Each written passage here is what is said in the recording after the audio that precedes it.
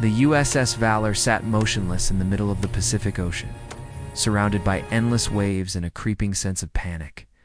The Navy's pride, a billion-dollar destroyer equipped with next-generation tech, had gone dark. Its massive engines, known for their reliability, had failed without warning. For 3 days, some of the Navy's brightest engineers had worked around the clock to fix it. But nothing worked. Admiral James Rourke stood on the bridge, his weathered face reflecting years of command and discipline. But behind those sharp blue eyes was frustration. The ship was supposed to lead a crucial training mission with Allied forces, but now it was dead in the water. Every passing hour risked not only embarrassment, but also the loss of critical operational trust. "Sir," one of the officers said, walking briskly toward him. "Chief Engineer reports no progress?" "They're still trying to reboot the core systems." Rourke exhaled slowly, gripping the rail. "We've brought in experts from every division. How can no one figure out what's wrong with her?" The officer hesitated. "Chief says the system's failure isn't mechanical. It's in the hybrid control core software integration. Something no one here seems to fully understand."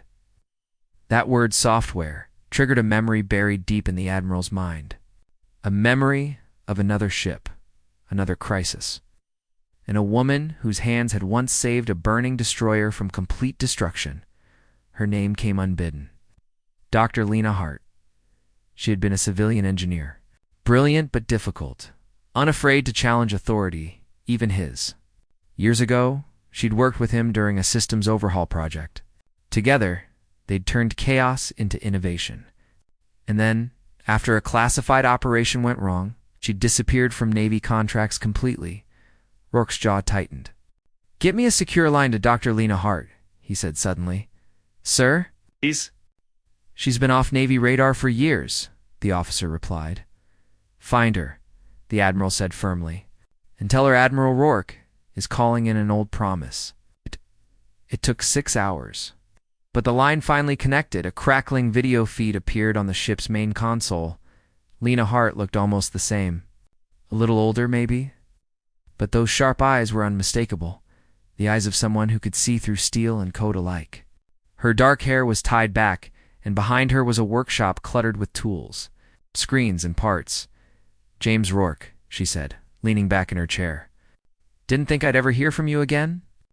Last time we spoke, I said I was done fixing Navy mistakes."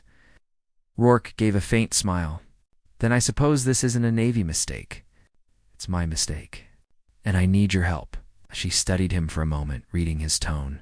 "What's the issue?" He explained the failure, the hybrid propulsion system, the blackout, the failed diagnostics.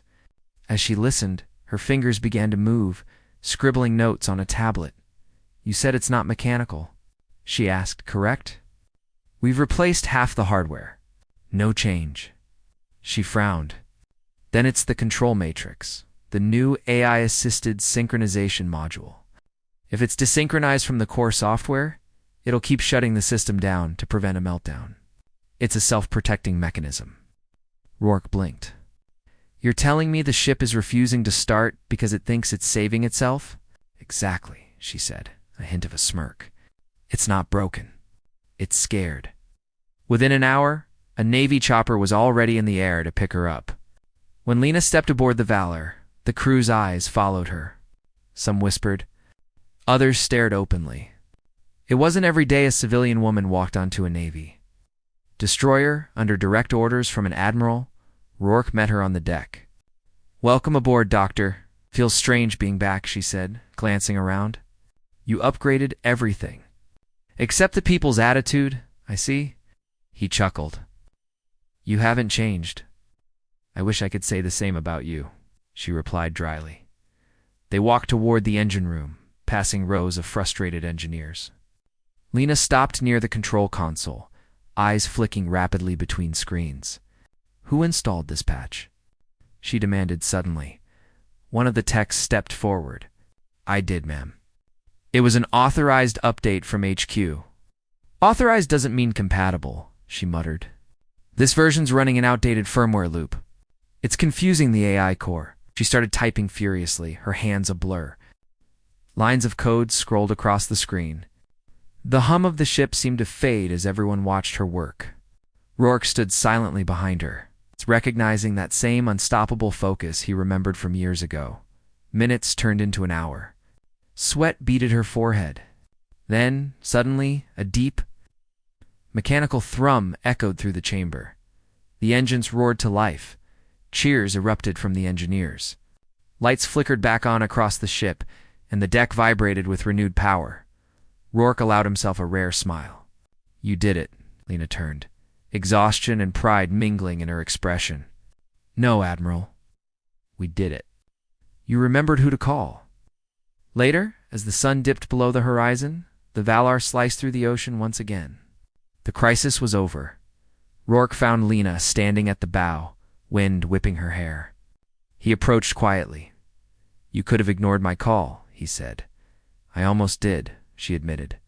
"But then I remembered something you told me years ago, when the Navy sinks. It's not the metal that fails, it's the people who forget what teamwork means." He smiled faintly. "I said that." "You did," she said, "and I believed it." For a moment, silence stretched between them, the kind of silence that carried years of unspoken things. "So," Rourke said, looking at her, "any chance I can convince you to come back?" She laughed softly.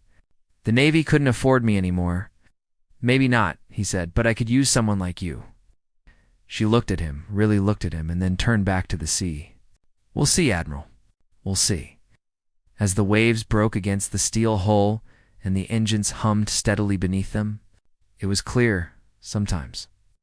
The right person doesn't just fix the machine, they remind everyone what it means to keep it running.